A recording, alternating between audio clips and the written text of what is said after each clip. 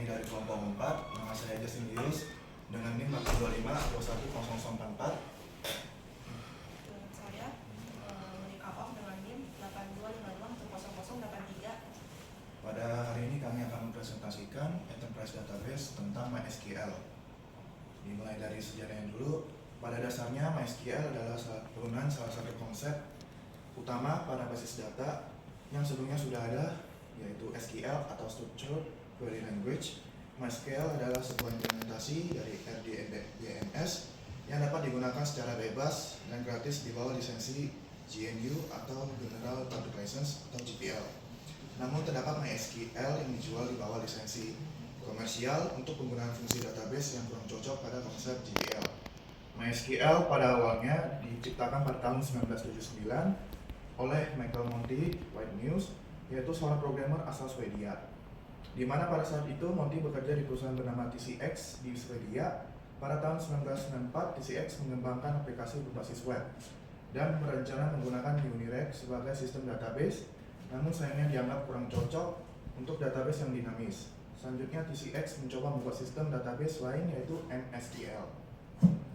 MSQL memiliki berbagai kekurangan dan performanya kurang bagus. Untuk memperbaiki performanya, Monty dan David Hughes atau pengembang MSQL memutuskan untuk merancang konsep sistem database baru sampai akhirnya ada bulan Mei 1995 dirilis lah MySQL.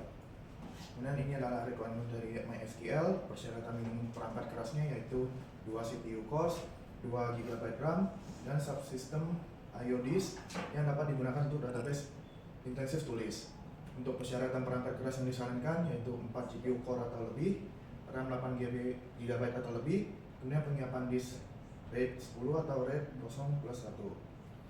Untuk MySQL Enterprise Monitor, kebutuhan ruang disknya untuk platform Linux 64 bit, Service Manager minimum disk space-nya yaitu 1,3 GB, untuk agent minimum disk space-nya 800 MB.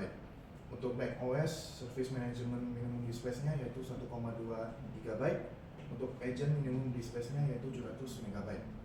Untuk Windows 64 bit, Service Manager minimum disk space yaitu 800 MB, untuk agent minimum disk space-nya yaitu 500 MB. Untuk keunggulan dari MySQL yaitu yang pertama open source, di mana MySQL salah satu pilihan paling populer karena tersedia secara gratis bagi siapa saja yang ingin menggunakannya dan memodifikasinya. Ini sangat bermanfaat terutama bagi bisnis. Yang kedua yaitu ada keamanan data. MySQL menawarkan keamanan data dan transaction processing support. Ini sangat bermanfaat untuk memastikan data aman, terutama bagi e-commerce yang sering melakukan transaksi keuangan. Yang ketiga, memiliki efisiensi yang tinggi. MySQL memiliki mesin penyimpanan unik untuk memudahkan pengelolaan sistem. Analis bisa mengkonfigurasi server database untuk memaksimalkan kinerja MySQL. Yang keempat, waktu operasional server 24/7. Sistem MySQL berjalan terus-menerus selama 24 jam tanpa jeda. Yang kelima, menghemat biaya. Kemudahan dalam pengelolaan MySQL dapat mengurangi biaya dan waktu yang dihabiskan untuk mengelola data perusahaan. Selanjutnya akan dijelaskan oleh anggota kelompok saya, Monika. Berikut adalah beberapa kekurangan dari MySQL. Yang pertama itu ada konsistensi fitur. Jadi beberapa fitur itu berbeda antar storage engine. Lalu yang kedua itu ada kompleksitas aplikasi. Jadi setup aplikasi bisa rumit untuk konfigurasi kompleks. Dan yang ketiga ada limitasi skalabilitas vertikal. Jadi performa itu bisa terbatas pada single server. Dan yang keempat itu ada optimasi query. Jadi query optimizer terkadang tidak optimal untuk query kompleks. Nah, ini adalah fitur yang ada di MySQL. Yang pertama itu ada transaksi ACID. Jadi MySQL ini mendukung transaksi ACID atau singkatannya itu dari atomicity, consistency, isolation, dan durability, yang memastikan modifikasi data dilakukan secara konsisten. Lalu yang kedua itu ada kinerja dan skalabilitas. Jadi MySQL ini terkenal mudah diatur, andal, dan cukup scalable untuk organisasi dengan set data yang sangat besar dan banyak pengguna. Lalu yang ketiga ada backup dan recovery. Jadi MySQL ini memiliki beberapa fitur untuk backup seperti MySQL dump, untuk backup logis, dan fitur point in time recovery untuk mengembalikan data ke kondisi tertentu setelah kegagalan. Berikut adalah versi yang ada untuk MySQL saat ini. Yang pertama tuh ada Open Source Community Edition.